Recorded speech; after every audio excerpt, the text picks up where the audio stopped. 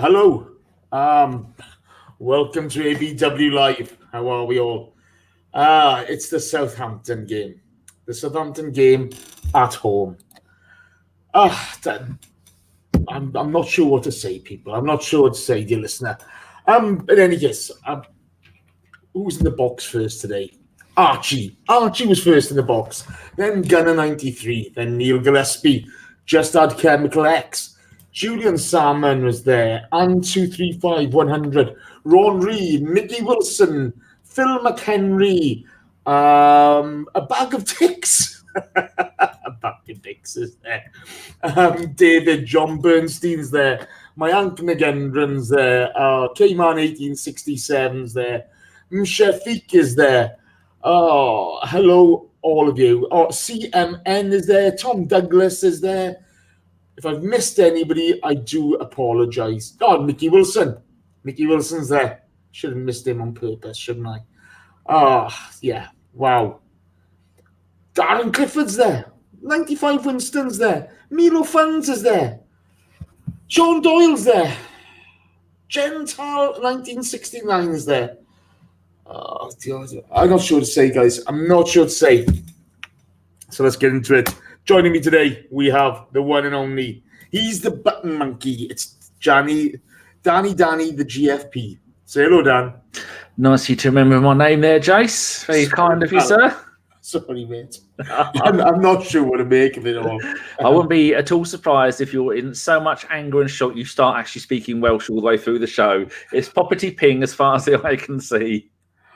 Mate, I'm not even angry anymore. I'm just disappointed. Oh, that's the worst place to be. Yeah, look, we've been talking about this since last season. The lack of improvement in performance was going to cost us. And here we are. If you couldn't see this coming, I question your football knowledge. I genuinely do, okay? It was so fucking obvious to see. And I'm just done. I'm just done with it all. J Rob has smashed in with a donation. And he says, what do I say? I don't think there's much to say, J Rob. I don't think there's much to say. I just think that was like watching schoolyard football. It was awful. Southampton had a truly dreadful team.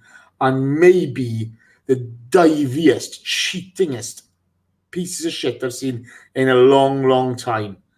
But we are awful. So, Dan, let's get into it. Lineups: no Pepe, Xhaka and Holding not even in the squad, and 3 at the back at home. What were your thoughts? Well, you've got to be careful, haven't you? I did think when I did the preview that he would probably go for most of that lineup. I had Holding, and I think I might have gone 3 at the back for him. Yeah, I did. So I wasn't really too surprised about the lineup. I thought, well, he tried 3 at the back in the last game and it failed miserably, so I expected him to do it yet again.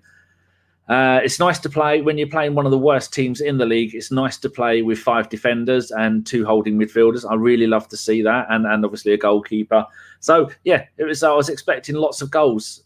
No, I wasn't. I was expecting bugger all goals because it's just the same old nonsense. I was interested to see whose job it was to bring the ball out of midfield, out of the defence, rather than having Guendouzi or Treya or Xhaka, who wasn't playing, come back into the central defence. It seemed to be Chambers.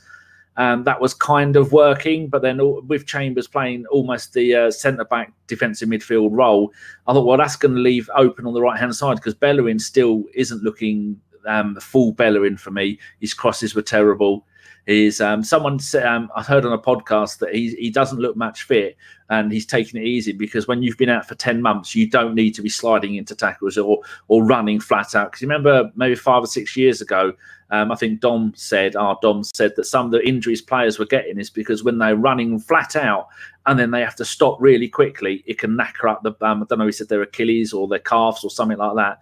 I'm sure it's him or a podcast that said that. And we'd had so many players because in the old days, the pitch, you'd have loads of pitch to run onto, to run off and slow down. But now once you get to the end of the actual lines of the pitch, you've got about 3 or 4 foot to slow down, or otherwise you're going to go into the hoarding. And I think that was a problem. But with all these little things we've now got to look at. So it is best for Bellerin to play. It is best for Tierney to play, because those two long-term going forward are going to be our best 2 players, whether we play 4 at the back, whether we play 5 at the back. And I don't think when I was doing the preview, I thought, well, there's not really much alterations we can make to the midfield, because if we play 2 in midfield, which we have done all season, well, Xhaka can't play. Ceballos is injured. And Maitland-Niles is out of form, plus he doesn't really play in the centre. So bear with me, Dan. Bear with me. Sorry, pal. But you can play Xhaka in a 2-man midfield. But you left the perfect partner go for nothing last year. Oh. And this is my annoyance now. You're playing. We'll get on to the midfield later. I only said Xhaka because he's not playing. Because but this is the thing, okay? He should have played. Bear me a second. Michael Harneman has just smashed into the donation. He just says, "Hi, guys.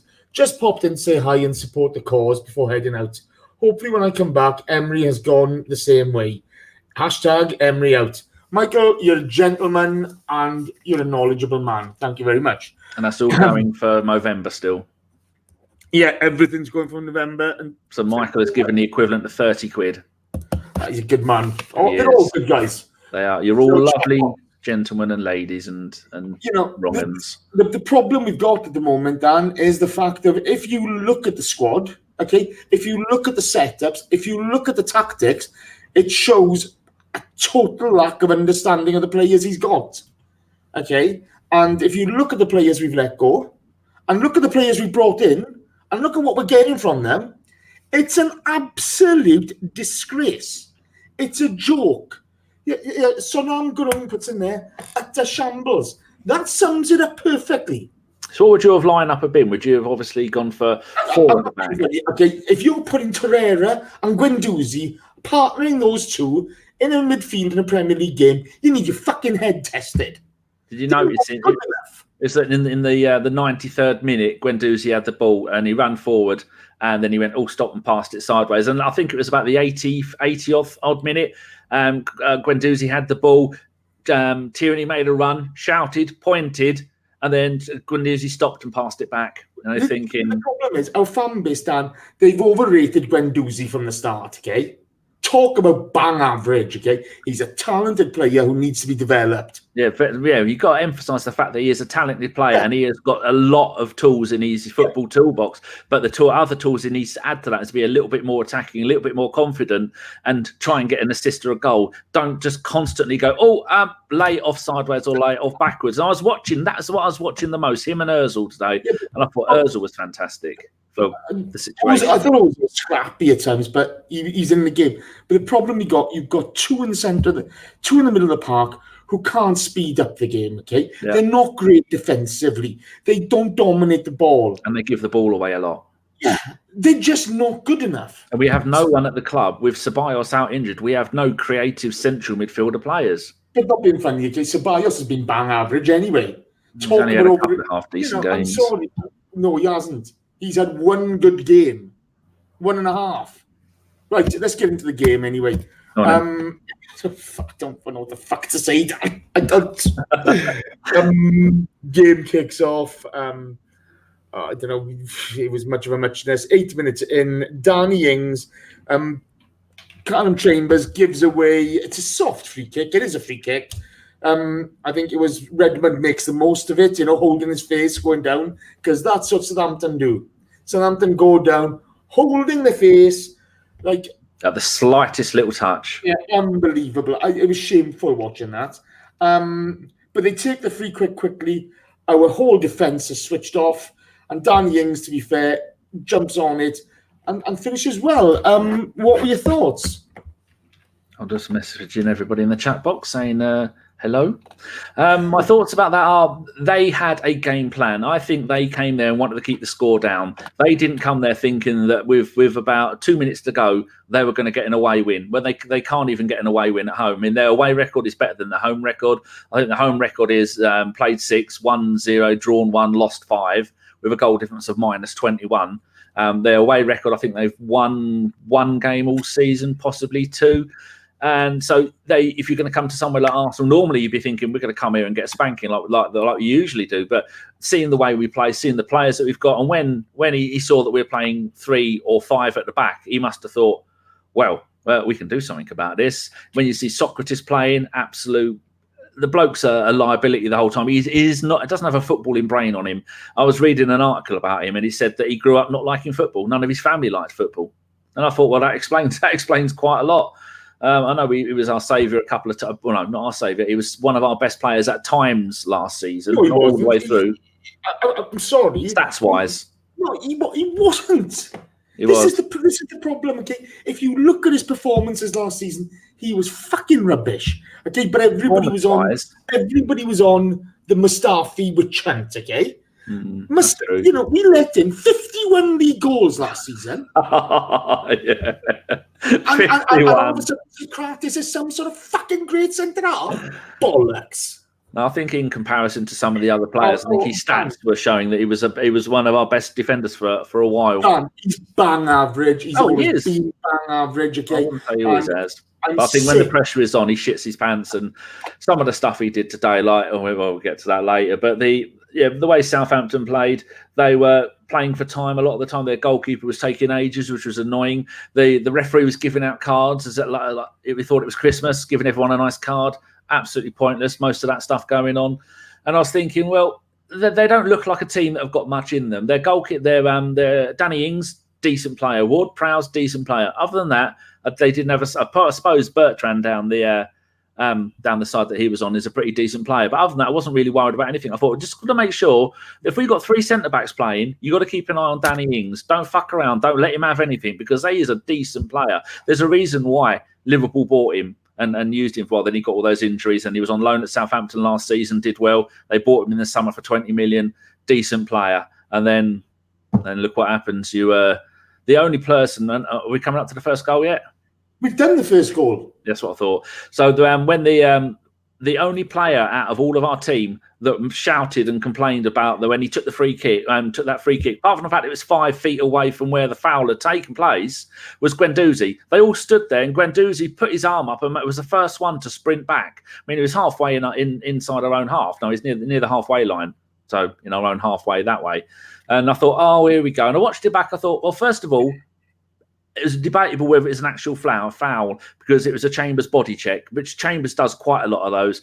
And sometimes you're going to get away with them, sometimes you're not. This time we didn't get away with it. It wasn't the first one he'd done in the game. And then they quickly take the free kick. I think the player picks the ball up, walks a little bit in, puts the ball down, boots it immediately. And everyone's just standing there going, what's going on? Is he gonna kick the ball? And how is Guendouzi the only one that noticed what was going on, and he's halfway down the pitch? Ariane stuffs some Canadian dollary doos down your pants, Chase. I know. Ariane Hadari smashes in with the donation, and he says, "Enough is enough. Carpenter ball is needed at the Emirates." Ariane, that's what we're playing at the moment. We're playing pirate ball at present, and that's what the problem. Dan, I mean, I've seen people say, "Oh, the ball was rolling," or have you.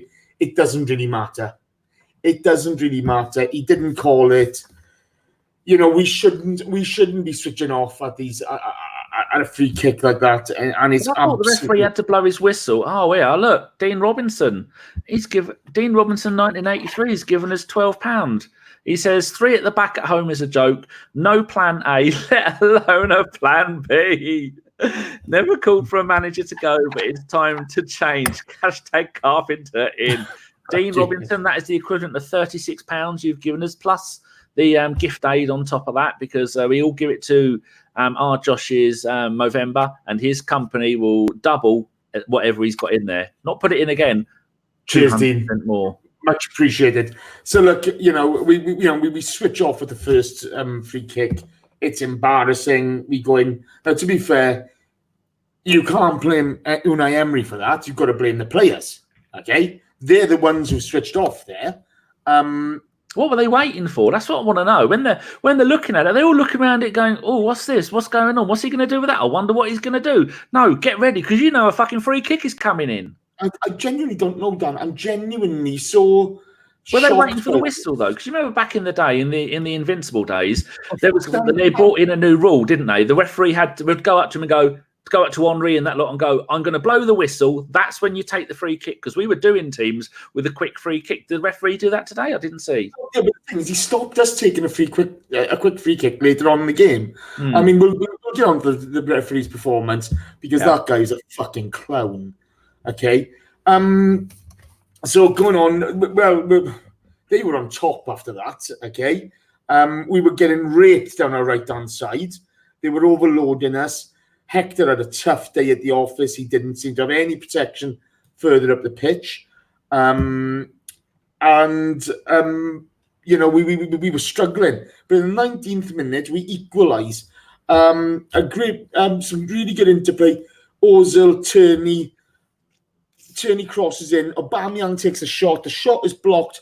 Lacazette on it like a tramp on chips and gets the equaliser. Thank God for that, Oh, yeah. Wonderful vision by Ozil to see. I noticed in this game that Ozil was trying to build a bit of rapport with Tierney going down the left-hand side. A couple of times it didn't come off, but that time it did. He saw him out the corner of because Ozil's got his boggly eyes, so rather than having 20/20 vision, he's got much better. He can almost see behind him with his boggly eyes, and he can see Tierney coming. So he got the ball, killed it, put it through to Tierney, as you said. Then Tierney did what Tierney does magnificently. And Arsenal fans, this is what we can expect for the rest of his career at Arsenal. He will get those balls, and he's not going to do what Bellerin spent all day doing, chucking in balls, crosses that even Peter Crouch standing on a ladder wouldn't be able to get. He gets it low, he gets it into the middle of the box, and that's when you're going to putting it in the mixer, as all the pros like to say. Put it in the mixer, and then Aubameyang chests it down. Aubameyang is not at fault for anything there, is he?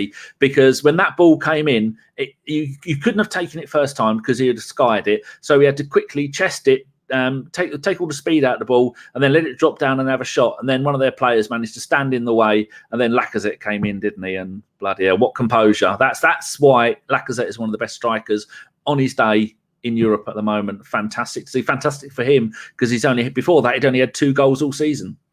2 Premier League goals all season. Yes. Did you do a little dance? To be honest, I was just gobsmacked. Look, we've spoken about this all season, how it's just been awful watching the Arsenal. John Welsh is in the box, not for the first time. Hello, John. Hey, where were you today, John? Didn't he send us a message saying that he was Oh, yeah, here we go. I'm so happy I missed that nonsense. He said he was watching 10th tier football. Yeah. So were we. Don't feed the pony. Don't feed the pony. John, fuck off. Get us down. So in any case, look, it's just been dreadful to watch. It's been awful. You're looking at a level of incompetence on the park, which is hard to match. I mean, I think Tottenham have gone above us now. It's just the thing. But it's not been enjoyable. So even when we score, I'm just thinking, well, when are we going to let the next goal in? To be honest with you, so Emery has turned us into paranoid people, hasn't he? Because you just know, we're not. If you went 1-0 up, we'd have thought it's just a matter of time until we let another one in, or some I nearly said some Kolasinac there. That's not what I meant. Some catastrophe. Yeah, apologies. We're still a point ahead of Tottenham. So look, the game sort of carries on. Okay, Armstrong's diving around like a little bitch. Sokratis is being a tit and gets himself booked for gobbing off the referee. There was a lot of that today. It was a bitty game, and I can understand the players getting annoyed at the antics of the Southampton players. They were an absolute disgrace, and I've got to be honest with you, I really fucking hope they go down. I don't just hope they go down, I hope they go bankrupt. They're a horrible little club with horrible little players, and they deserve to go through. Okay? Another Stoke. Oh, no, they're not far off, are they? Let's be fair. They're not far off. Do you see this stat here from BH Legend 7? Our last 3 opponents have had 71 shots against us. We'll get to it. You'll get to some stats a bit later now. I mean, it's just it's ridiculous. We have a couple of attacks down this side. They're well defended by Southampton. the first half was just like it was watching primary school football, wasn't it? Everybody's chasing the ball. It's awful to watch. It was. Actually, that's the first half because it was exciting because it was so bad. Yes, that's exactly how I felt. Slightly paranoid, but slightly giddy, but slightly excited, thinking, I don't know what's going to happen. Do you know what? I went over to watch my mate's son play football the other day, okay? And I had more quality in that game than I saw today. Marcus Hodges smashes in the donation. Thank you, Marcus. Cheeky monkey. All going to Movember with the boys. Shredder's looking rather smart, isn't he? You know. Josh is looking like a serial killer. Ellis is looking like the son or the bastard son of. Go on, say it. Saddam Hussein and Freddie Mercury. and you're not looking well. You're looking like a shaved scrotum at the moment. So well done. Well done. This is all. I'm right-handed, and I've got arthritis in my right hand. So trying to get it up to my face, I can't shave every day. So in the next couple of days, before I do the live, who's doing the show on Thursday? Oh, fucking idea. Oh, you and John, I think. All right. By Thursday, I promise I will have a handlebar goatee thing down like this, and I'll keep all the rest of it, and I'll look like an absolute nonce. So I'm going to get that done by Thursday. Are you going to have a Prince Andrew? Are you? Easy, Tiger. Loki has joined in. He said, I've had 71 shots watching the game. Okay. he can barely type. Do me a favour, shut up, because I've got to read up Marcus's message. Any of our players being overrated by the fans is irrelevant, he says. We, the fans, are just noise, remember? The coach chooses who starts and plays. Emery couldn't coach us with a wet paper bag. To be fair, Marcus, you've got a point, okay? So that was the first half. Now, because it was fucking awful. And I'm sorry about my language, but I've just had a guts full, okay? I'm watching this shit. Right? I'm watching this clown put out dog shit football. I'm watching players who are just not good enough. Whether that's because of the setup that the manager's putting in place. But, I'm just watching a midfield who... We're playing 19th in the table, who got humped by 9 goals. I know they had a man sent off, but Leicester put 9 on them. They're truly awful. And I just, what am I watching? But here's the stats from the first half, okay? Possession, 60% for us. Shots, 3 for us. 10 for them. On target, 1 for us, 2 for them. Fouls, 8 for us, 12 for them. Yet we've got 3 yellow cards and they've got 1. I mean, the refereeing display today was truly atrocious. It was embarrassing, but we'll get to that at the end. Second half, mate, he finally brings Pepe on. Since he's brought Ozil back into the team, he hasn't played Pepe. He finally brought Pepe on. He took Chambers off, went to 4-2-3-1. Which is probably what you should have started the game with. Yeah, probably. But we started attacking. We looked like pretty potent from that point, didn't we? Because you got the right players doing the right jobs. I understand why he has... people, I'm cutting and pasting your messages, your questions into the box here. I just realised there's only 2 of us here doing it, and I'm doing the tweets, and Jason is hosting. So that's why there's slight delay, and I'm having to think about what I'm saying. Yes, so I understand why. I'd rather have Ozil playing in the team than play the what we played for some of the season. Aubameyang on the left, Lacazette in the middle, Pepe on the right. Now, that is a good way of playing football, and that part of the season we were doing pretty well. But I think it's important that when we don't have anybody in this, we don't have a Ramsey figure in midfield, the closest thing we can get to that in midfield is an Ozil. And I think that is going to try and tie the attacking part of the team to the midfield part of the team. And in the last part of the game tonight, I think it was in the 93rd minute, we had Ozil was our furthest defending player, picking the ball up, trying to take it out, and he was running and he was doing well. And we need some of that stuff in the game. So plus it's also better for Lacazette and Aubameyang if they are playing as a front 2. much like an Henry and a Bergkamp, or an Henry and a Wright, that kind of stuff. That's what we need there. That's their best two positions. Pepe needs to work his way into the game, doesn't he? Yeah, but this is the problem. I don't think we've got a squad. You can't play the pair of them two up front with the personnel we got. Because the we've got is coming from the wing backs. Well, this is the thing. So, you can't do that. Unique 79 has just smashed in with a donation, and he says, the wonderful Unique 79, apologies. Allegri and Pochettino, Allegri and Pochettino are available. Get one in. I wouldn't be against it. I got to be honest with you. But here we go. We looked a lot better with 4-2-3-1. But we're still, the middle two just aren't giving you any much protection in midfield. They're just not suitable to play together. Unfortunately, there's not enough experience. There's not enough quality there. And you see Leno having a save from Torreira, who's cutting out an attack on the way back. It was just hard to watch, wasn't it? You see Sokratis have a shot. He tries to claim a penalty. It does come off the Southampton player's arm. It's a shot from a free kick. But we looked desperate, didn't we? Well, you're going to look desperate when you're struggling to put any kind of form together, any kind of plays together. And I was watching how many times today. I was looking at it and thinking, right, I was saying it out loud as it was doing it. Goalkeeper, defender, defender, defender. Occasionally goalkeeper, occasionally midfield. Midfield, pass it back to the defender, then pass it back to the midfield, then try and make some kind of attacking play, and then either give the ball away or they would get the ball off us, and then we start again.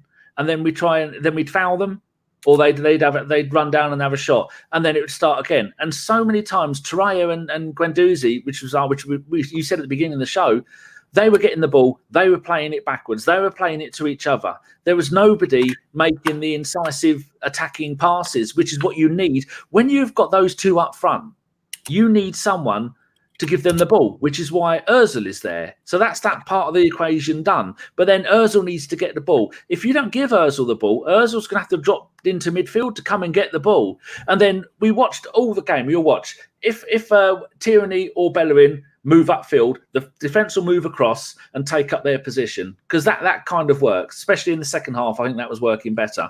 And then in midfield, if Guendouzi makes a run, then Torreira's going to come across, and then we've only got one in midfield. So if Ozil comes back into midfield to get the ball, then no one's going to go into the Ozil position, apart from maybe Torreira when he's having one of his moments, because he's not actually going to be able to do anything.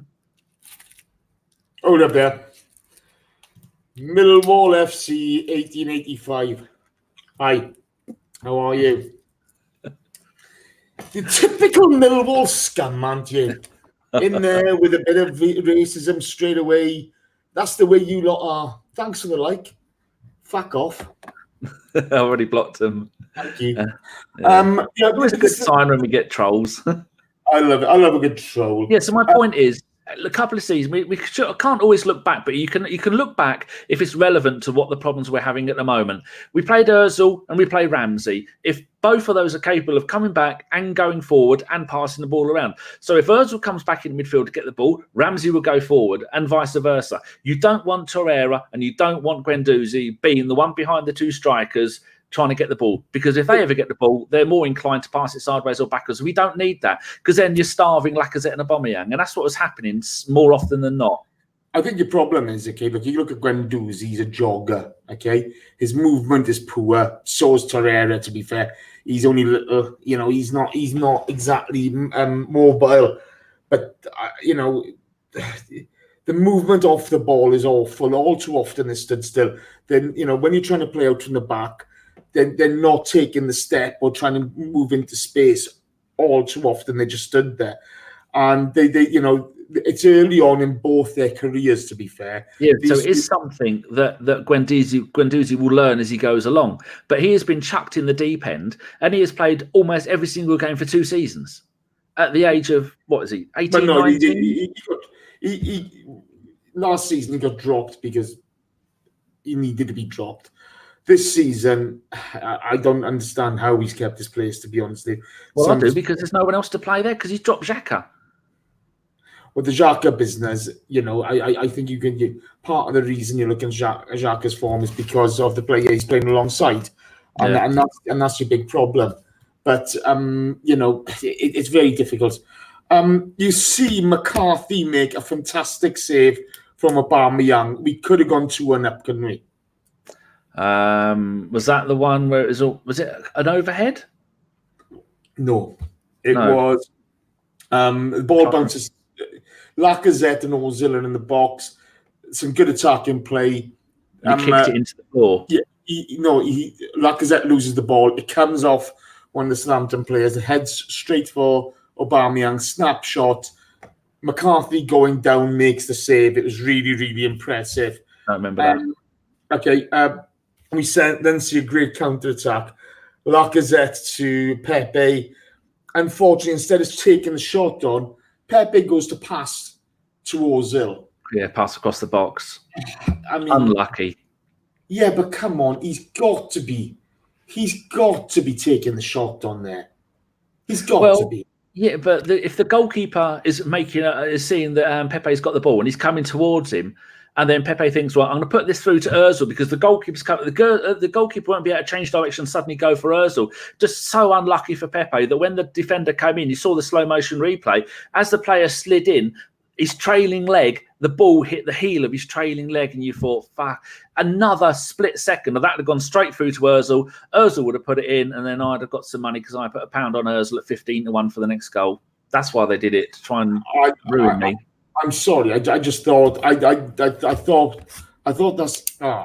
Yeah, but imagine the situation if he'd have had the shot and he'd have put it over, put it wide. The keeper would have saved it, and Ozil would be standing there in plenty of space. We'd be going, why didn't he give it to Ozil? Ozil's there in plenty of space. Either way, the only way he could win is to score, and maybe he hasn't got the confidence to think it was on his left foot. He is left-footed, isn't he? Yeah, he is left-footed. On his left foot, near post. It's not really the position you want to be in, is it? I'm sorry. And maybe he's worried. Maybe he's scared of failure, of people having a go at him because Ozil's the star player in the team and he didn't give him the ball. No, that's bollocks, mate. I'm sorry. That's actually bollocks. He's got to take a shot on there. He's got to take it on, okay? There is no way this guy's a £72 million signing and he bought taking a shot on. You didn't say a £72 million player there because he's not a £72 million player. He's a signing that costs that much. He's really not, is he? Yeah. Although, like Guendouzi, I'll give him all the time in the world, but I don't want to see him starting every game, playing every game. Guendouzi needs to be a player that gets dropped for what we've got no options, have we? We've got no one else. If you take out Guendouzi, because he's not been overly effective. Oh, here we go. The Chavsky scum are back again. I didn't hide him again. Who have we got that can play in the centre of midfield? Apart from unless you start bringing the kids in, and most of the kids we've got, whether it's going to be Maitland-Niles or who's the other one who was in Germany last season? Oh, Reece Nelson. Yeah. They're both wide players, and Reece Nelson's been injured. He came back. I think it was the under-23s or the under-21s for England. He scored a goal in the international break, so he looked really good there. But it's just another player. We don't have enough players to be able to rotate or change the central midfield when a player is out. I'm just looking. Joe Willock can play there, but he's had a couple of decent games this season. But then when they brought him in games that he shouldn't be playing in, and then his head has dropped. So other than that, who are we going to play? We've got no one to do it. Going to a three-man midfield. Look, I'm not being funny. He's allowed the Xhaka thing to get to this point. Okay, he should have done something about it. Okay, all his problems are of his own making. They're of his own making, and between him and Raul Sanllehi, because that fucker's getting away with everything scot-free. Okay, no, come on now. I agree with you. I'm just looking forward to this next bit. You buy a £72 million fucking winger. Okay, when you've got a manager who doesn't use wingers. When we need a midfielder to replace one of the best players the club's had in recent years. I just don't believe it. Sorry, I've got to text my mum. My mum's just texted me. I do apologize. Okay. You reply to the text and I'll carry on going. I'll read out some of the messages that the people are putting in our chat box. Right, we have Hans L here has said, Pepe doesn't look good because Emery is not playing to his strengths. They give him the ball and with his back to goal and expecting to dribble past 10 players, that people are expecting a lot from Pepe. And he's new to the club, and he should only be coming on as a substitute at the moment and doing what he did today. And I think he looked pretty good when he came on today. Sergio Gutierrez says, give Smith Rowe a chance, give Peace a chance. Marcus Hodges, before you were rudely interrupted, Jay says, preach, Jason, preach. So yeah, but this is the thing, okay, you've gone out, okay? So if you look at the transfer window, I was pretty impressed with the fact that he went balls out to go for Pepe. I was very happy with the Tierney signing. Ceballos, didn't give a shit really. Saliba, Martinelli, these are players for 4 or 5 years down the line, okay? But you don't replace the midfielder, go in. You haven't brought in, you brought Luiz in. I like Luiz, I got to be honest with you. But if you're not giving him any protection in front of the centre backs, and you want all your width from your full backs, this is what you're going to get. And it's an absolute joke, it is. And Sanley, he should be on the verge of losing his fucking job. But who's above him? Josh Kronk. Josh, of course, yeah. Josh then stands above him. I got to be honest, they're absolute clowns. So then let's get back to the game now, because I'm gonna lose my shit. Oh, look what Loki's done. He's gonna make you cry with what he's typed. Look at that. There's no need to bring... Sorry, Santi Cazorla. No. He's scoring for Spain again. Oh, mate, he's playing in a walking league, okay? Have you seen those old fellas playing walking football? That's what he's playing. I agree with you, Loki. I think that would be a thing of beauty. Apart from in the first tackle that he gets and the referee doesn't do anything about it, he'll break his legs. Yeah. So in any case, you see Leno saving from Redmond, Tierney hitting the crossbar. In the 62nd minute, they panned across to Emery. He genuinely looked distressed. It was he can pass Loki, he can, but he can't run. He just genuinely looks distressed. And then you see Sokratis pissing about in his own box, losing the ball to Cedric. Thank God Cedric screwed up the pass, because if he hadn't screwed up that simple pass, it was an open goal for them. Time and time again, Sokratis, he's shit. I'm done being people tell me, oh yeah, somebody said earlier on in the box, he was 7 out of 10 last season. Bollocks. We let in 51 league goals. The fucker didn't just hack El Nene once in the box to give away a penalty. He had 3 shots at it. He's rubbish. And anybody who thinks that he's a decent centre-back, stop. Have a word with yourselves, okay? Start watching, buy football for idiots. He's just absolutely awful. So my next notes are, this is rubbish. This is fucking awful. Primary school football. So we're back on... He's taking a breath, people. Here comes round 2. I genuinely... I'm going to get slated for this show, and I couldn't give a fucking monkeys. I couldn't care less anymore.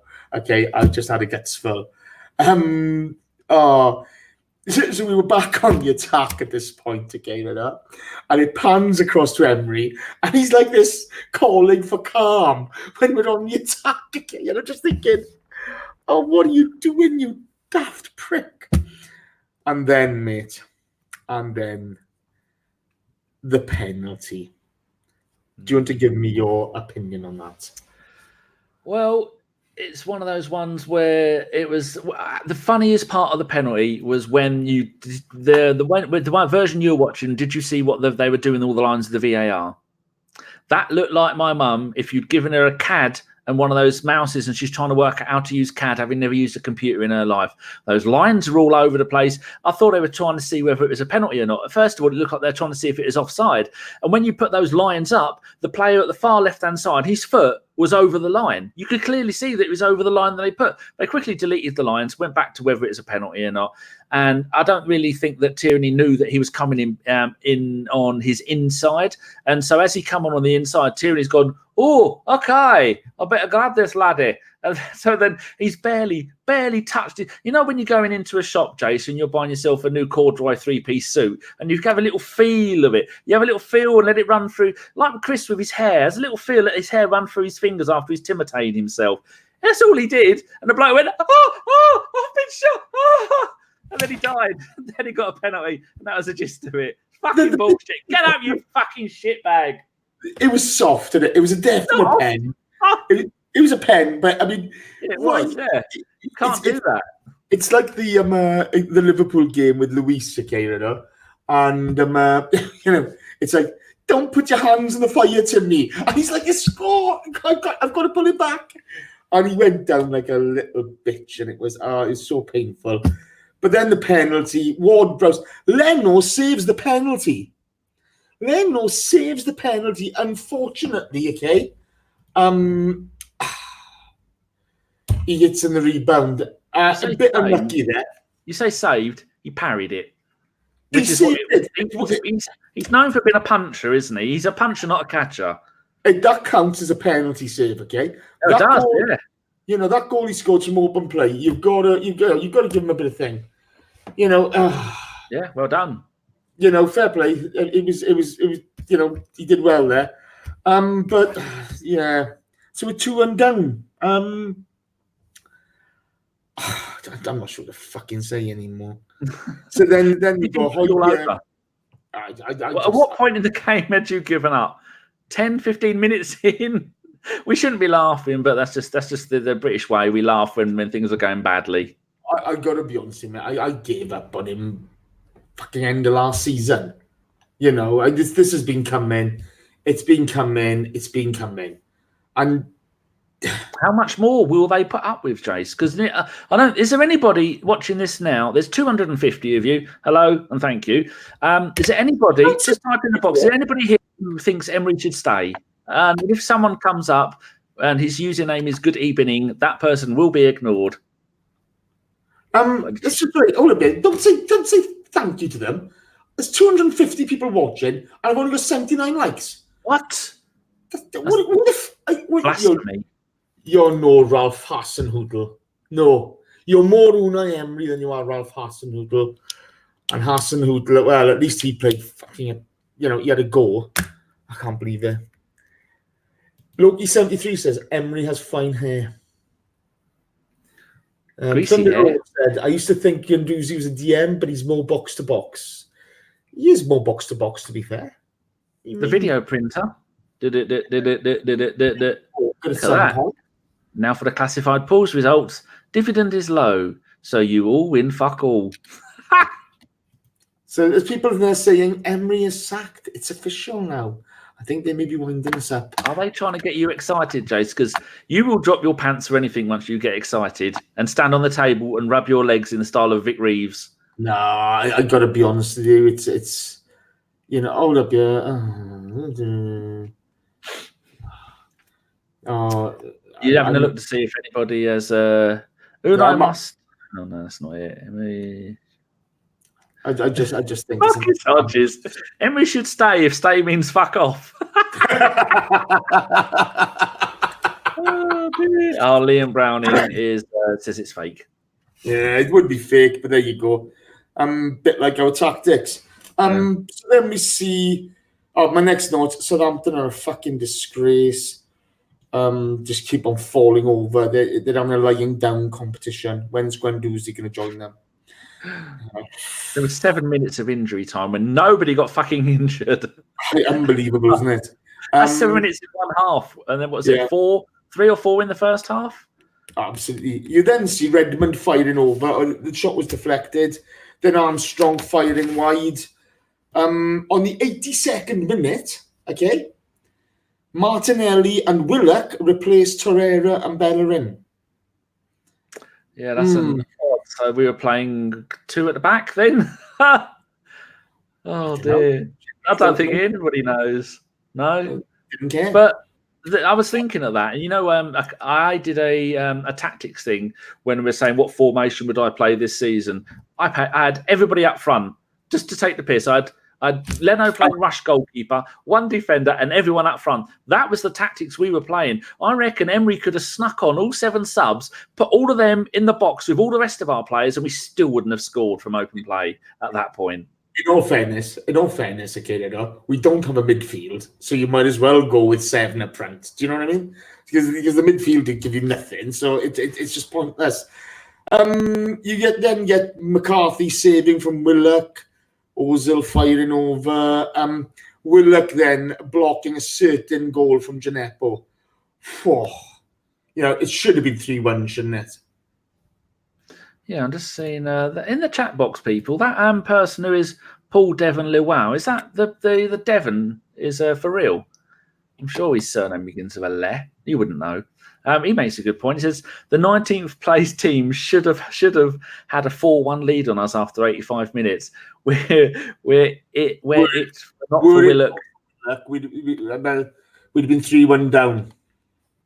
Oh, it is him. I was about to message him and say, Devon, and it is him. Devon. This is Devon for real, people, the American who is an Atlanta fan. And he has been on our show many, many times. And if he'd answer his WhatsApp, he'd be on again. Yeah. But there you go, Deb. What was the question you answered me before I talked over you? I've given up. You don't fucking listen, so what's the point? So in any case, Shane Long fires wide. Willock blocks the certain goal. And again, they really are now just lying down. Everybody's time wasting. You get 7 minutes added on. And for the first 5 minutes of that thing, they pinned us right back in our own half, didn't they? That was something that people are saying hello to Devon. That's nice. That's something the commentator said. We are 5 minutes into the 7 minutes of injury time, and Arsenal spent the entire time in their own box, in their own half. And you're thinking, that is exactly right. And if they'd have had a pacey player, then you only had Guendouzi you only had Luiz and Sokratis were the only 2 back apart from the goalkeeper. You had anybody with a bit of, if they'd have had an Oxlade or they'd have had a Walcott or any of those players that they had come through their academy that were as quick as lightning, we would have been in trouble because they'd have either been taken out and our player would have been sent off or they'd have scored a goal. Southampton will look at that game. And if any Southampton fans are watching this, you were robbed. You were hard done by. You should have won that game by 4-5-1, 2, something like that. You're a scummy little club, and your players are a disgrace. But you should have. I think. I quite like Southampton. I've got no problem with Southampton at all. I don't like them. Me and Steve hated them, so there you go. So Gineppo then missing Sokratis. Sokratis makes a foul throw.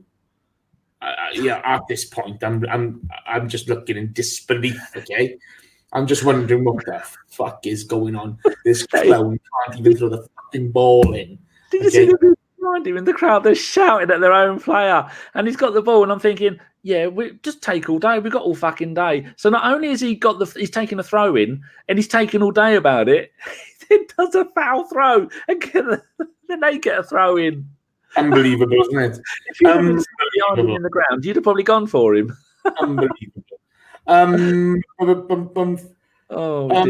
Then we get an equaliser, and boy, do we not deserve this equaliser. Aubameyang to Martinelli to Lacazette, and Lacazette finishes it, and it was unbelievable. I gotta be honest with you.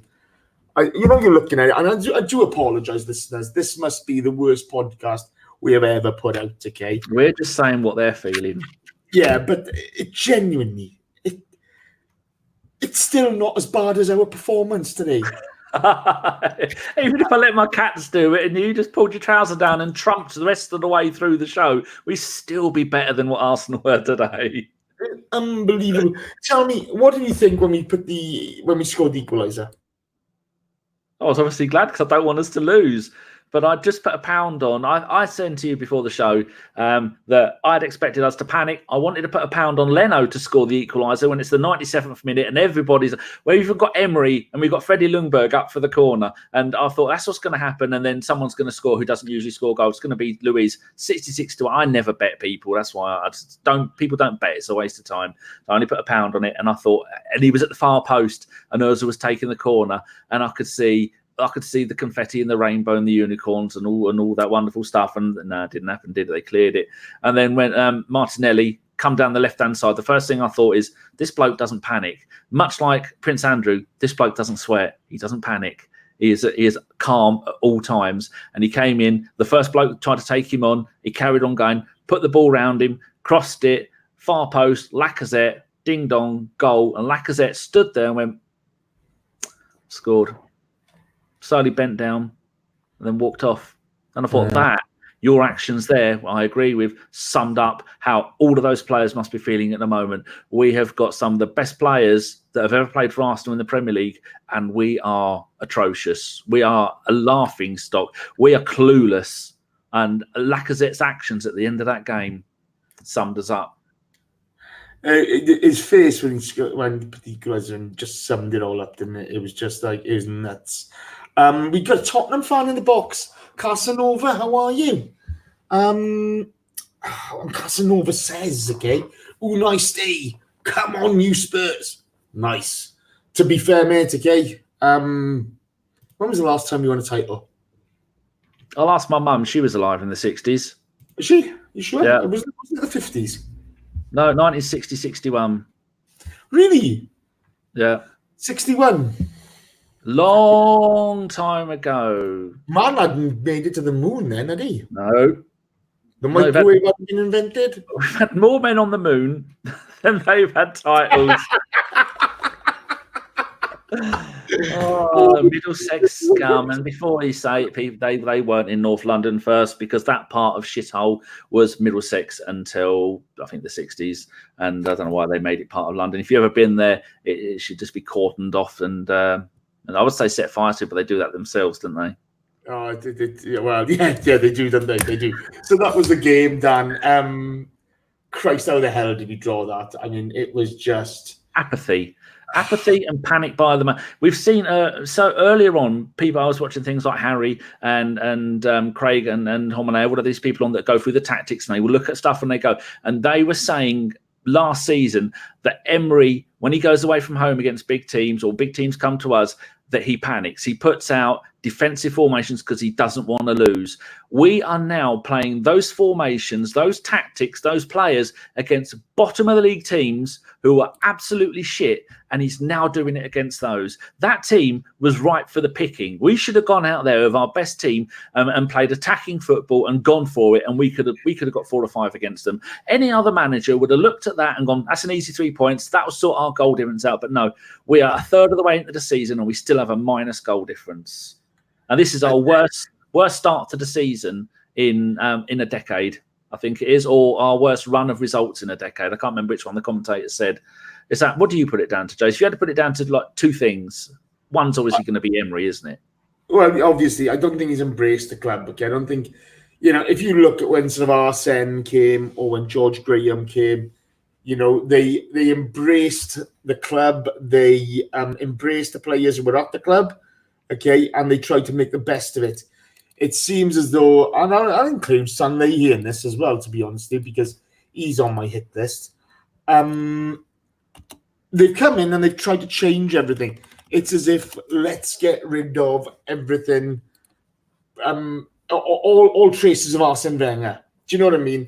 If you look at the way we've let players go, etc., it seems that instead of embracing the good things we have and building on those, he's tried to change everything. Unfortunately, as I've said before, he wouldn't know a player if one fucked him. And he's just got it massively wrong, he has. And he's put what Legends put there, read that. If this is true, that What's can't that? be right. He's got to be trolling us. What? He says, Emery has just said in his conference that the first 20 minutes of the game was our best performance of the season. That cannot be right. Oh, come on. Imagine if he said that. In the second half, that is, he says. If he's genuinely saying that, You're going to get a taxi to London. I worry about his mental health. I genuinely worry about his mental health. Well, Devon's just said he did say that.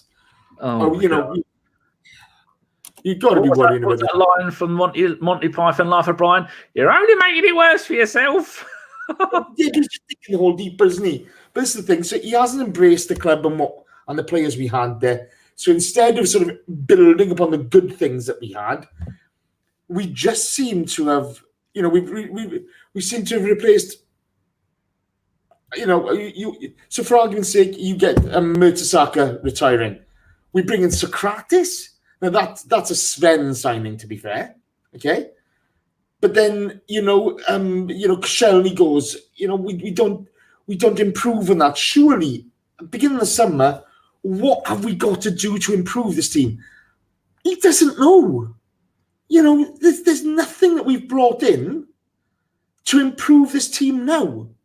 Pepe has not improved the team at all. He doesn't know how to get the best out of him. It's just a bit of a joke, it is. See what this I like West Ham. He said the promise of Champions League, more like Championship at this rate. He's not wrong. That's the thing. He's not wrong. He's not. Look at this. Casanova's going for him. West Ham 2, Super Spurs 3. Is Casanova a Spurs fan? Yeah, Casanova's a big Spurs fan. He's a big spud. Hello. West Ham fan, let us know your thoughts on Jack Wilshere. I was a big fan of him. Jason wasn't. I'm just curious. You carry on. Yes. No. Yes. Yes. Right, yes. Let's get on with this fucking show, okay? Because I'm going to bore myself to death otherwise. But you look at it, okay? We've not improved the defence, okay? 51 league goals we let in last season. So you say. We've deteriorated our midfield. We've actually made our midfield worse. Okay? We've got two of the best strikers in European football, and we don't play a number 10 to help fight, give them the ammunition to help fire us to success. But we set up with zero ambition. And that's the hard part to take, Dan. We have no ambition in our game plan. We have no ambition in our setup. And I'm going to say it again, I'm sorry, but all this bullshit of give him time. You saw, you had a whole fucking season last season, and he did nothing, absolutely nothing of any ambition. There was nothing that showed any ambition in what he did last season, and the way we finished could tell you everything about this team and about this manager. And to allow it, you had fans celebrating the fact that we were getting rid of every last trace of Arsene Wenger. Well, welcome to fucking hell, because this is what you've got now. You've got a team at home who are shit scared of the 19th team in the league, who are fucking awful, okay, whose players only excel at lying down on the floor, okay, trying to feign injury to waste time, and we are struggling to bloody do anything against them. And it worked. Their tactics worked an absolute treat. Honest to God. Honest to fucking God, okay? If you didn't see this coming, you're a clown. And that's the way it is. I'm laying it out there now. I've had a guts full. I've been too nice all season, okay? Emery needs to go. He needs to go now. If they don't get rid of him now, it's all down to Raul. All down. Richard, you're excused for being late. Don't do it again, please. Oh, it's a joke. What are your thoughts, mate? Well, you got to wonder. There's a few things that when we were talking about all of this lot, I'm wondering: do you think that maybe Emery is a little bit annoyed that he didn't get the players he wanted? Because when we bought Pepe, when we bought Saliba, before we start that, if Unai Emery turns around and says, "Oh, I didn't get the players I wanted," well, tough fucking shit. You were brought in as a head coach. You were always going to get the players you were given. And it's your job as a head coach to make the best out of those players. Look at what you've done to Ozil. Look at what you've done to Pepe. It's your fault, fella. Are you tapping? Yeah, I'm sorry. Oh, Jesus, that's not good, is it? Yeah, but when you I don't like it when the owners buy the players and give them to the manager. We didn't need Pepe. Pepe's a very bad move. He's not even that young. It's not like the one for Saliba, brilliant move. The bloke's only, 19 years old, magnificent player, doing really well. When he arrives next season, he's going to be brilliant, and that's going to be good. But I was listening to the Transfer podcast, which is run by a couple of Scottish people. It's fantastic if you get a chance to listen to it. And they had or maybe it was another podcast I was listening to, and they had the writer of the Emery, I think it was Tom's podcast, and they had the bloke who wrote the Emery book, and he said only Emery would go and buy a player for 72 million that, one, he didn't need, and that, two, Pepe went and hired, this is the author of the book, said Pepe went and hired an agent because he wanted a move and nobody wanted him. He said most clubs would have paid about 20, 25 million for him. He said no other clubs made any kind of offer for him, and that the only team that offered any money was Arsenal, and they offered £72 million. I mean, I've just bought the book, the English version. That's all down to Raul then, isn't it? That's all down to Raul. That's the point I'm coming to. What has Raul bought this? Because, you know, when we bought these younger players, I thought, we're all saying, if we buy these players and it doesn't work, we can sell them on. That's the Dortmund way. That's what Dortmund do. They buy the young players, have them for a season, flog them on for 3 times the money and do brilliant. Maybe that's what they were trying to do to make some money with the likes of Pepe and Saliba and things like that. If that was your plan, you ain't getting 72 million back for Pepe. There is nothing Pepe can do this season, which means anybody's going to want to buy him next season for even 30, but not even half of what we paid for him. And so as a manager, I wouldn't like to be told, here's the players I've gone and bought. You go, hold on, have you bought me a right winger? I don't need a right winger. I've got those two there. I can't do anything with right winger. I need someone creative midfield. We just let one of our best players in the Premier League recent history, go on a free. I need to replace that player. We've got Ozil, who could possibly play some of the role that player is doing. Ozil hasn't been able to do it last season because your tactics are shit and I'm a shit manager. We need to bolster the midfield. And if you want to go and get a wide player, Ryan Fraser, last season, magnificent. This season, not so much. Could have got him for 20, 25 million. Ryan Fraser, I told you last season we'd got him by. Oh, actually, I'll change that. If you wanted a wide player, we should have gone and got Dan James. Watch him smile. Watch him smile. Here it comes. You'd have had under 20 million quid, and it's a massive punt, and that's fair enough, okay? But, you know, you've got real gas, okay? The gas alone scares team. But no, we're going to pay 72 million quid for an overhyped Frenchman who has no... Oh, he's gone. He bottled a shot on target today. He's just not full of confidence. If he'd have been full of confidence, like you're implying, he'd have put that in the top corner, or at least kicked it right and had a really good shot at the goal. But he didn't, and he hasn't from open play this season. He hasn't from open play. You know, the season, we're nearly halfway through the season. Well, no, we're not nearly halfway. How far are we through the season? We're over a third of the way through the season, okay? And I get it. He needs time to settle in. It's not knock on Nicolas Pepe. I'm sure he's a fine player. No. You know, he's only doing what he's allowed to do and what he's asked to do, and he tries. Good in patches, okay? But he's hardly looked a £72 million player. Let's be fair, okay? You know, I'm just looking at it. I'm just thinking, you're just watching dog shit performance after dog shit performance. Okay, you've got whoever's at the club briefing Ornstein is a fucking idiot and needs to lose his job now. Nishan was here, says, lay off Pepe, he will come good. Great. Hopefully. Well, hopefully, yes. Hopefully. I think too much was put on Pepe at the start of the season. When you join the club, as a general rule, you shouldn't really be playing every single game. Lay off Pepe. How about Pepe takes a fucking shot on target? How about that? Okay, because enough of the fucking excuses, to be honest with you, Redo.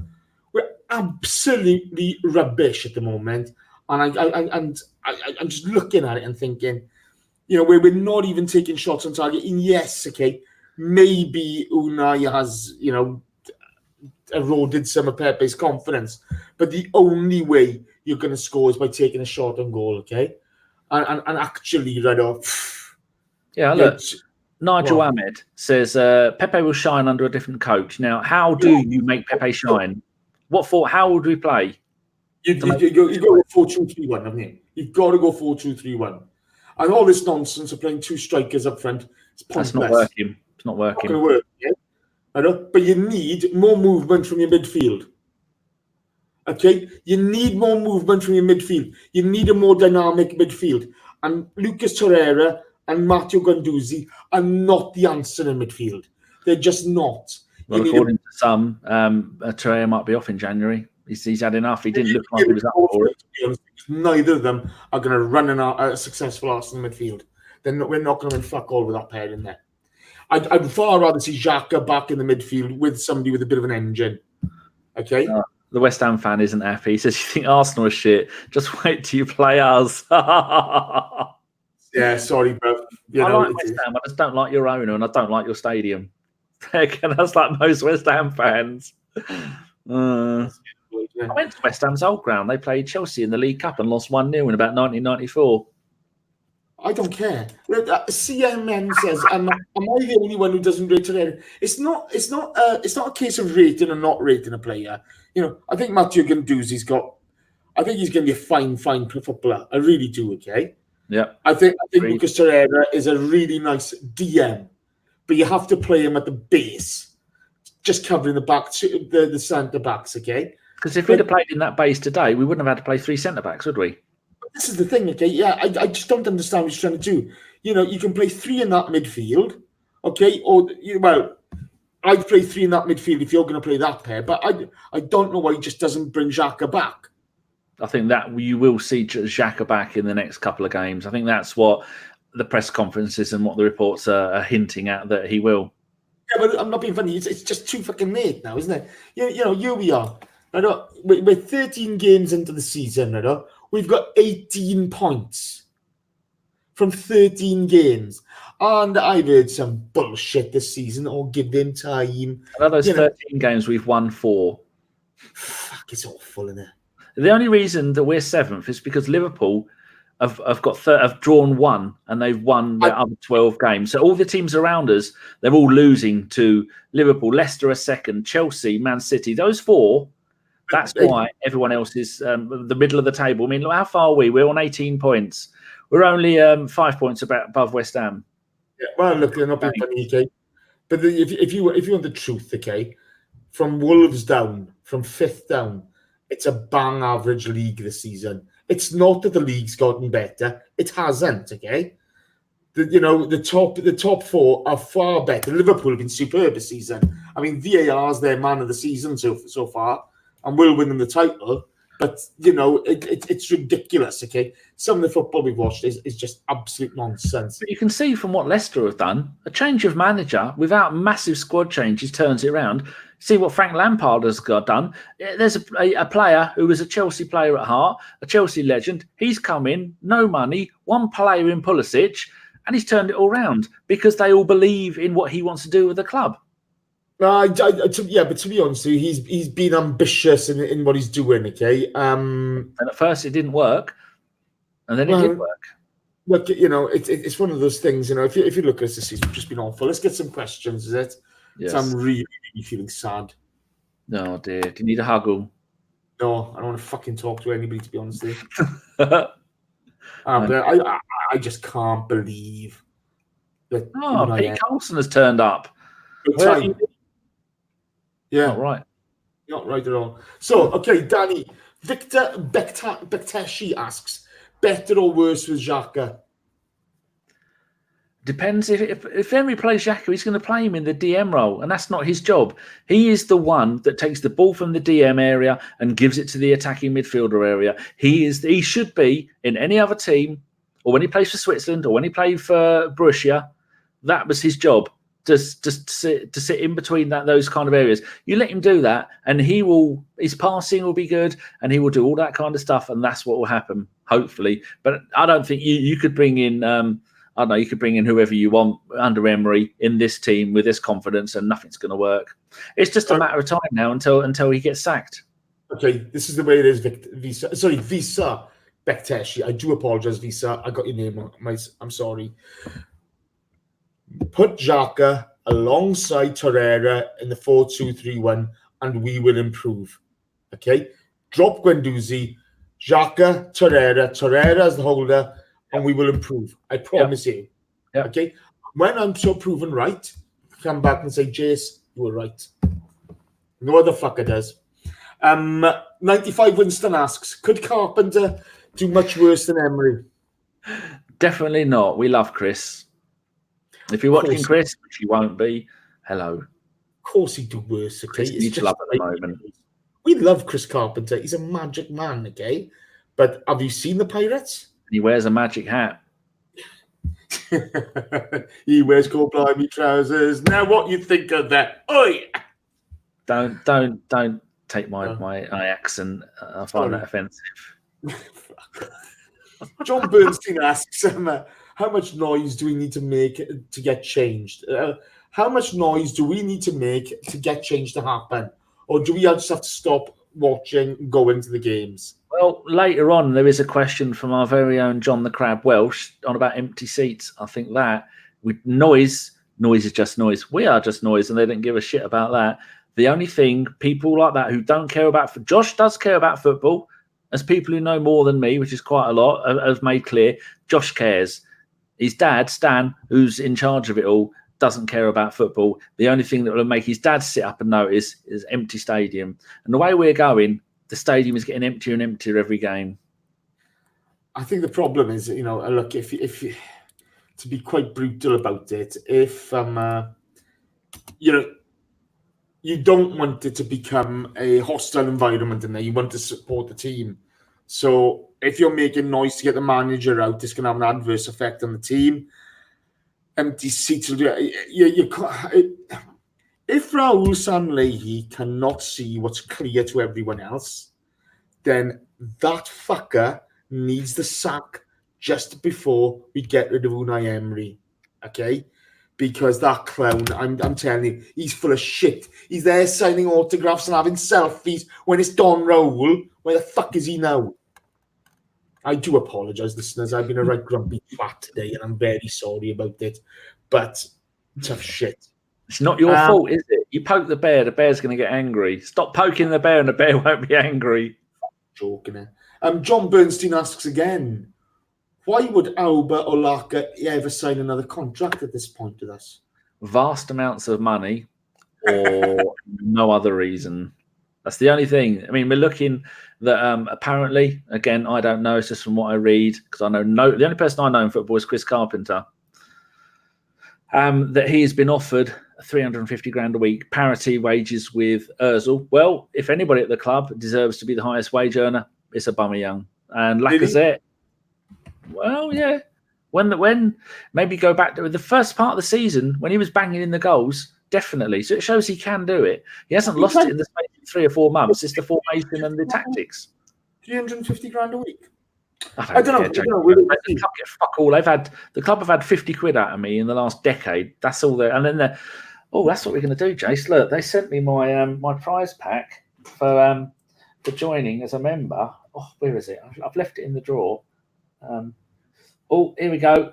This, we're going to give this away to some sad loser. It's an Arsenal hat that you get in the membership pack. And I am really got a present for you. Actually, it smells of raspberry candles. Don't like raspberry candles. And also in the membership pack, you got a mobile phone charger that is a whopping 800 milliamp hours. So it should charge the average phone about a quarter of the power. So we're going to put that's got a little thing on it saying Arsenal that some 4-year-old Chinese kid put on there with his stumpy fingers because he hasn't got proper fingers. He wore them out. So we're going to give these away, Jace. So if we want to give them away tonight, we can. So we're going to give them away. We've got a book to give away from Darren Berry as well. We certainly do. And we've got a question. Look at us giving stuff away. What do Arsenal give us? Nothing but grief. What do we give you? A shitty charger, a wonky hat made by a 3-year-old, and a book by a literary genius. And if you have a one-night stand with John Welsh, chlamydia. Oh, yes! Yes! Yes! Sorry, I'm so happy John's with myself. not here to defend himself, so you're gonna have to take that back, I'm afraid, Jace. No. So then he goes, K11867 asks, I'm going to answer this. What club do you see as Poch's next destination? Man United, Bayern Munich? I couldn't give a fuck, K-Man. Love you, K-Man. Couldn't give a fuck about Pochettino. I reckon he should go to the Barbican Pirates, personally. Danny, Formy Noza asks, are the players downing tools now? Make a note of Michael's thing. Not that you wouldn't anyway, but you teach before the show starts. Chase goes to me, send a tweet out, and I always go, Grandma, do you know how to suck eggs? So Chase, if you can write down what Michael's Hernandez and then read out his message. I was in personal chats. Okay, Mike Hernandez smashes in the donation, and he says, "Just wanted to donate for November and say thank you for putting on the show, gentlemen. Michael Hernandez, you are far, far, far too kind, okay? Because this is car crash podcasting at its worst. Look at Ellis Mel. In the dark. He's in the fucking dark. Look at him. He looks like they found him in a ditch alongside Saddam Hussein, doesn't he? You know what I mean? I've got no electricity. I'm sat in the dark in Norwich. Yeah, he's on stage with fucking Freddie Mercury. Damn. They're trying to put things up me bum. Sorry, I kind of talked over there. So thank you very much, Michael, for your donation. You, sir, are very kind. So that is, once YouTube have taken their 40%, that is going to be $15. We've done that. Shut up. No, I'm just trying to work out. I don't care. He's having a go. He's taking it out of me, people, because I'm not fucking Emery. The question, literally and figuratively. Formerly Noza asks, are the players downing tools now? Yes, I think they are. We've seen in the past that the Chelsea players have done it to get rid of Mourinho. The Man United players did it to get rid of Mourinho. The Spurs players will be doing it sooner or later to get rid of Mourinho. It seems to be the modern thing because the days of the manager being the star are almost at an end. And it is the players that are the stars, the players that have the power, and the players are the ones that must be obeyed. Otherwise, you're going to end up losing or drawing 2-2 home against a shit team. Thank you. I thought you answered that very well. Only took me a quarter of an hour to answer that question. Sorry, Jace. Devon asks, I will... no, that's more of a statement. Devon says, I will take Lopetegui. I've just butchered that, so I apologise. Allegri, Gallardo, or Pochettino tomorrow. Make it happen. Fair enough. John Rochard. Okay. Are empty seats and fans leaving early the only way to make the board act? Well, first and foremost, it's not the board who are making this decision anymore. It's Raul Sanlehi, and if he tells Josh to sack Emery's ass gets sacked. I'm not sure. Do you think empty seats are the way forward, Dan?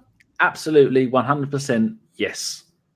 Okay, cool. Because empty seats means no monies. And no monies means sad owner.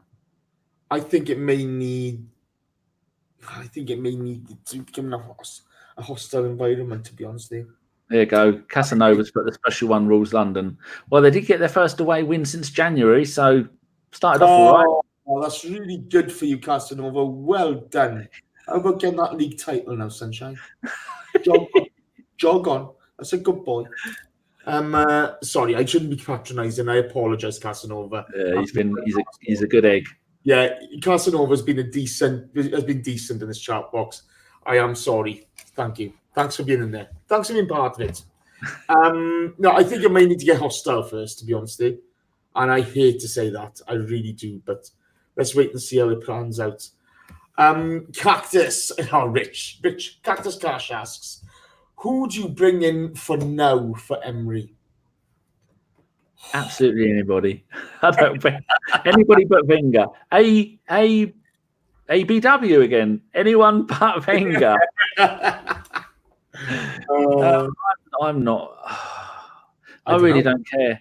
I don't know enough about managers. I couldn't name most of them. But what I would like to see is a manager come in who is going to make the most of the young players that we've got, which Emery started to do in the first part of the season. I was happy to see that.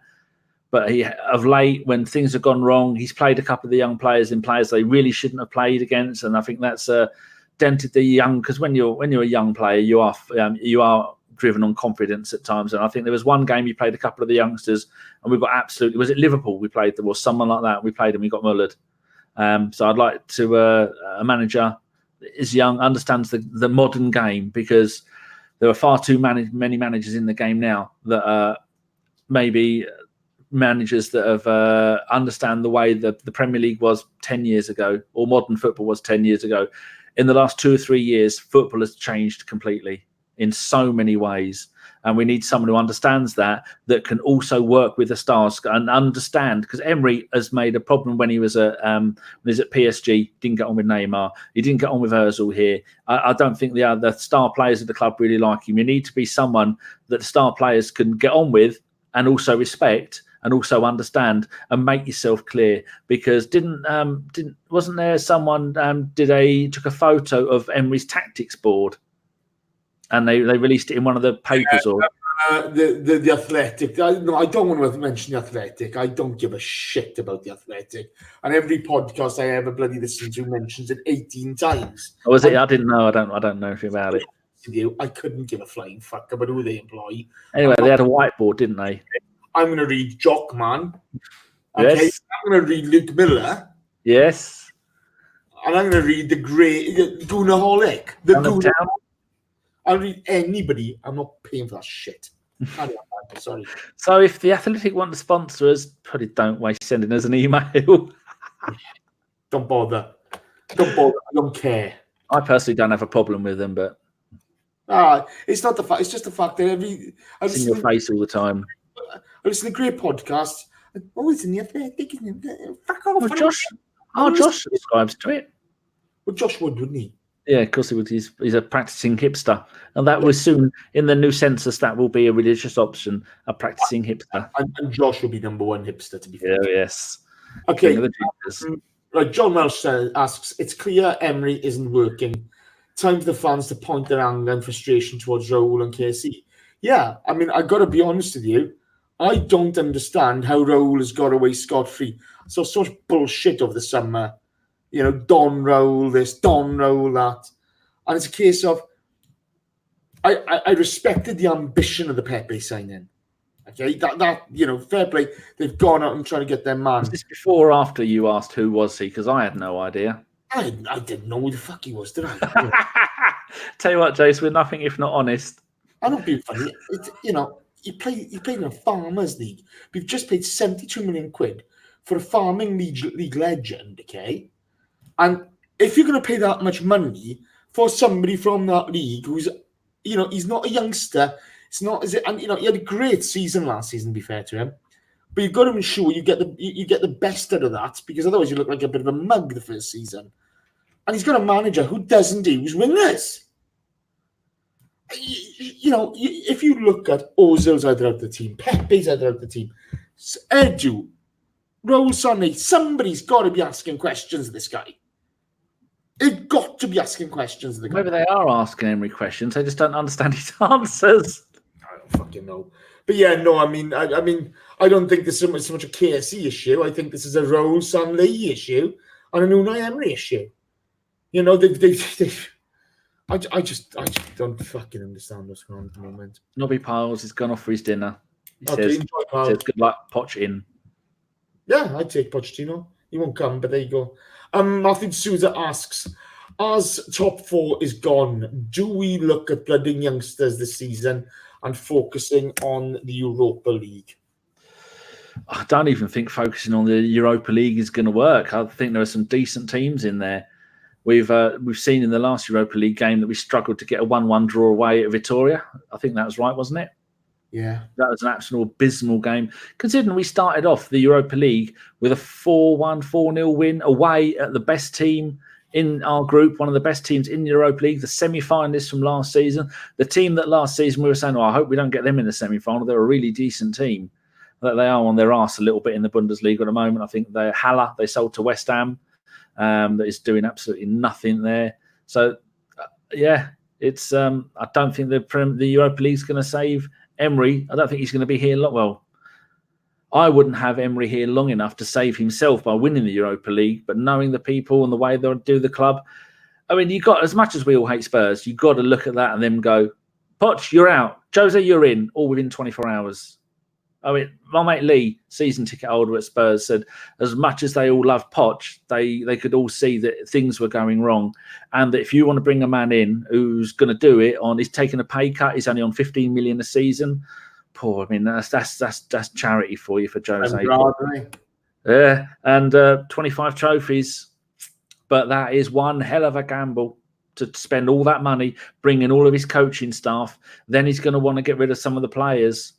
Because he likes big, hard men in central midfield. And they got Sissoko, but other than that, I don't really think Spurs have got it. But if you haven't won away in the league in 10 months, and then in his first game, you go away in the league and you win, you've kind of made a statement there that maybe it was the right thing to do. Who knows? Who cares? Fuck him. Look, I think speaking, he's got to concentrate on Europa. Okay, I don't think top four's gone. I've got to be honest. You look at the league position at the moment, and we are 8 points off fourth. Okay, well, this league, you can win that back pretty quickly. Okay, but I don't think he's capable of inspiring this team to win that back. So he's got to concentrate on Europa League. Okay, but he has to get league performances better. This is not Sevilla, where people are going to put up with not winning away all season, apart from the Newcastle game. He has to start improving performance week in, week out in the Premier League. And if he doesn't do that, look, he should have been sacked last season. Let's cut the crap, okay? I understood why they give him another go, but he should have been sacked.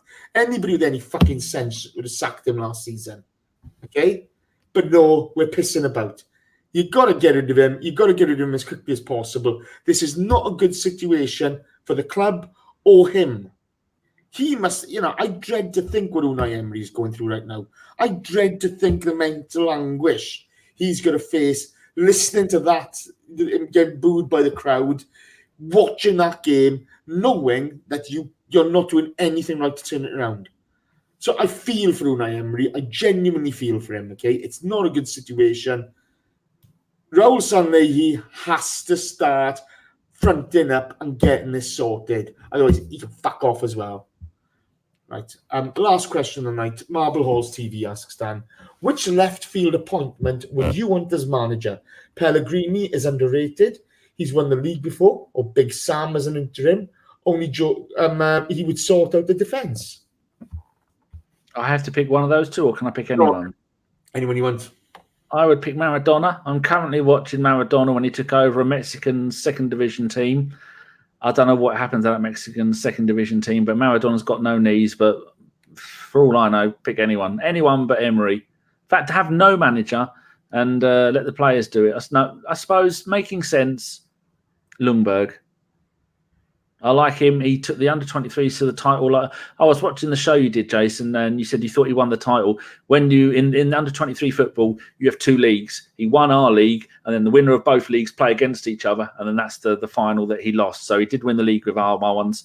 He's been when he was at Wolfsburg, he did some stuff there before they both got sacked. But I just like him. So, I was saying that you need a manager that the players are going to look up to. You can have all of our star players who can look at Ljungberg and go, yeah, you were a great player. You did great stuff. You're only a little bit older than us.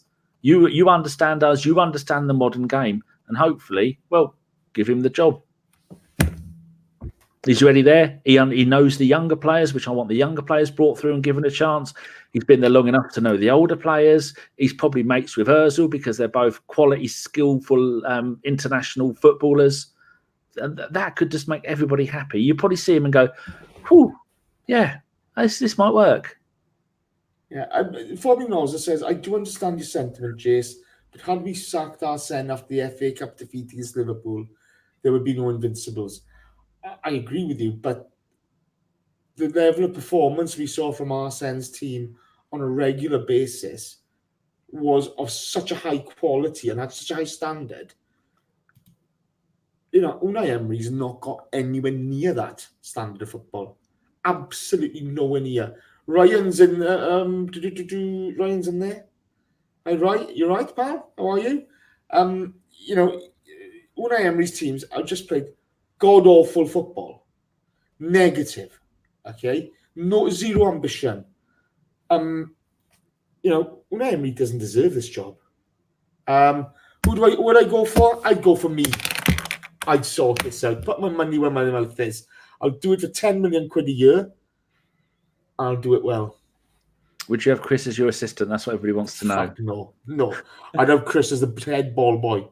How bad do you think this is going to get? Our next 3 league games, away at Norwich, they couldn't buy a win. At home to Brighton, they're terrible. Away at West Ham, who I've just jammed.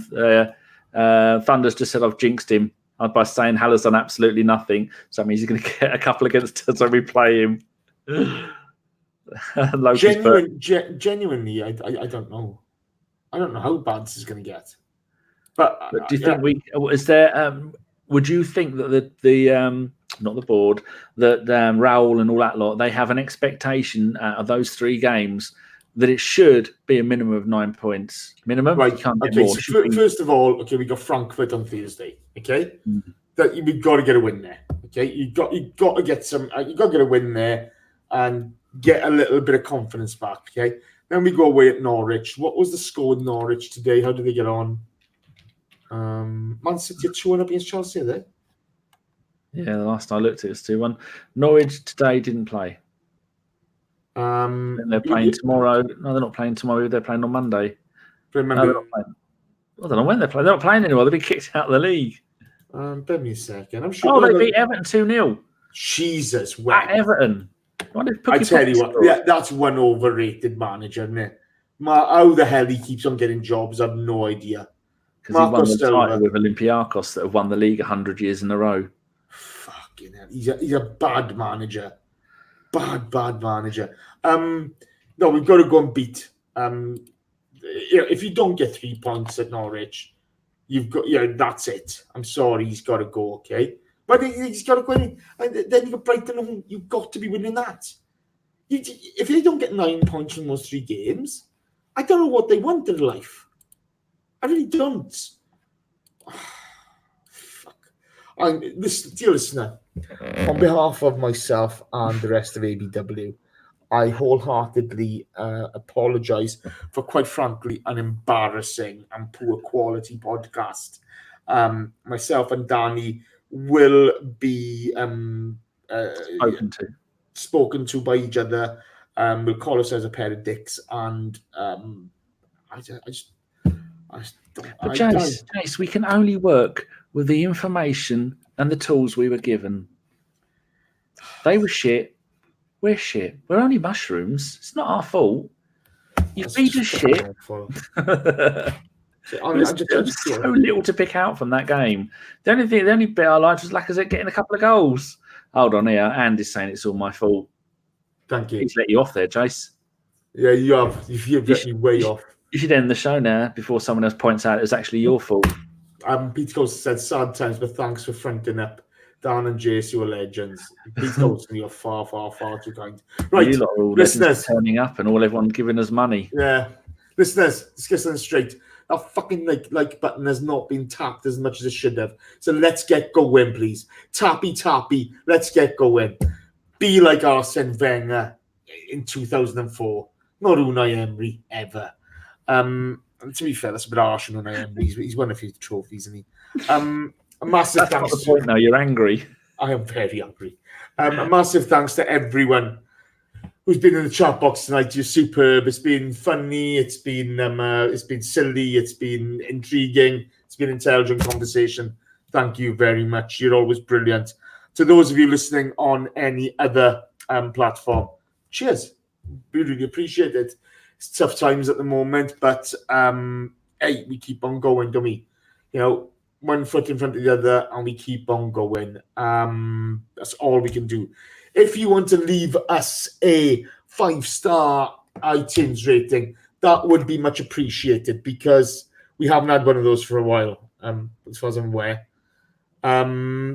If you want to be part of the live show, subscribe to the YouTube channel. Click on the bell icon, and you will be notified whenever we go live.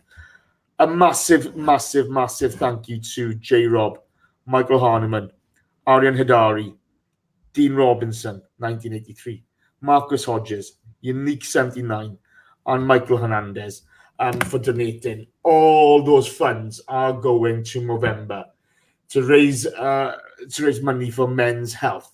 Do you know how much we've raised, Jace? How much we've raised, Dan? Once we add all this lot in, and once Josh's company double whatever Josh has put in, are you trying to psych them out? Triple. Once they quadruple the entire amount from everybody, with Shredder doing it, with Josh, Ellis, and me, then we're looking at probably at least £1,000. I think they're only doubling what he raises, aren't they? Yeah, that's why we're giving all the podcast money to his account. Brilliant. Okay, that's great. And now, someone asked, which is a legitimate question, Thunder asked, how comes I can shave my head but not my beard? Give me a second on this, Jace. I can hold the shaver and do that. I can reach. There you go. But when it's going to my head, see, my hand doesn't bend to go all the way to my face all the time because of my arthritis. And this time in the summer, I'm shaving my balls twice a day. Not actually. Never do that. I'm not Chris. So I genuinely can't reach. So my mum's going to be here tomorrow. I'm going to get her to give me a hand. And what did you say? I shave mine. What? All three of them? Hey! All right. Let's get something straight here, okay? Yeah. Sergio Gutierrez piles in with a donation. Sergio, you are a little fucking rock star. And I absolutely adore you for that. Thank you very much. Yeah, I'll tell you what, Pat Brady turns around and says, if Jason did November, my knees would triple. I can't grow a moustache, mate. I look bloody awful. I look patchy and terrible. The real heroes are doing this. Cheers, Sergio. Yes, cheers, Sergio. He's a rock star. This is the thing, guys. For as much as we're upset at the moment, you know, we've seen Walk and Talk recently raising awareness of mental health. Okay, unfortunately, we all know what's happened this season. Okay, we've had we lost Steve, the Lord Hillwood, beginning of the year. You know, members of the podcast I've lost members of their family to terrible diseases, and you know, we just want you to take care of yourselves. Okay, so for us, raising awareness is massive. You know, I mean, let's be honest, guys. Okay, checking your nads, it's important. Do you know what I mean? You know, if you're worried about something, go to the doctors, get it seen to. If you're struggling with mental health issues, if you're feeling down, talking to somebody, you know, you're starting to get some help. It all matters. It all matters. You know, we are lucky that we've got some brilliant listeners. You know, they become friends. You know, they become somebody we look forward to seeing to in the chat box. You know, or you know, we notice if certain people haven't been in the chat box. We just want everybody to take care of themselves, guys. And for all that we're annoyed with the football at the moment, it's just bloody football. You know? And if anybody wants to, they can email us at bergkampwonderland@gmail.com, and we can give you the phone numbers or the people you can contact. Or if you want to send us a DM to the podcast account, feel free. There's always someone. We'll check it eventually because we don't check it all the time. If we're not following you, just give us a tinkle and we'll follow you on the podcast account. So we're always there to point you in the right direction. Not actually give you any help because none of us are qualified, but we can point you in the right direction of the Walk and Talk people. They'll have some phone numbers or they'll be able to give you advice. So we're always here for you. Exactly. You can message us. It doesn't matter, you know, because the bottom line is, you know, we are one family. We can't get away from that. We'll have different political views. We like different players. We have different opinions. It doesn't matter a monkeys. What does matter are you guys and your health and everybody else out there. And we need to make sure that we're all taking care of one another. So, you know, be good to yourselves. Be brilliant. If you're struggling, get some help, okay? Talk to somebody. If you're worried about something, get some help. Talk to somebody. It's immensely brave of people to do that. So be brave. Be brilliant and be good to yourselves. And so that's it for today. Not our finest show, but you know, well, we're matching. We're matching Unai Emery and his squad. He's proud of us. We put more effort in than he did. Yeah, I got to be honest with you guys. Okay, you know, Unai Emery just described this as the greatest podcast ever known to mankind. Especially the first 20 minutes. Oh, Jesus, wept. But no, hey, guys, thanks for your support. It really means the world to us. That's it for tonight. It's hard times at the Emirates. It's tough being an Arsenal fan. But, hey, tomorrow's a different day. Let's keep on smiling. Let's keep on moving forward. And let's keep on having fun. Danny, thank you for turning up. Thanks for turning up yourself and not being too angry and going green. I did expect you to go green at one point and smash the place up. I've got a bit patchy. I've got a bit of allergies, so I'm going to be honest. If anybody is in the Norwich area and you have any spare batteries or a torch you don't need, or if you've got any hot meals, we'll give you Ellis's address. Yeah. I think he shares a flat with Nicky Wilson. Yeah, so, a hamster would be nice, please. Yeah. So They're currently huddled around one candle. They've got 2 forks and a tin of beans between them, cold beans. I'm done. That's it, mate. That's it. Guys, thank you so much. Take care. Good night. Keep it Arsenal. Danny, switch this shit off. Yes, sir. Da-da.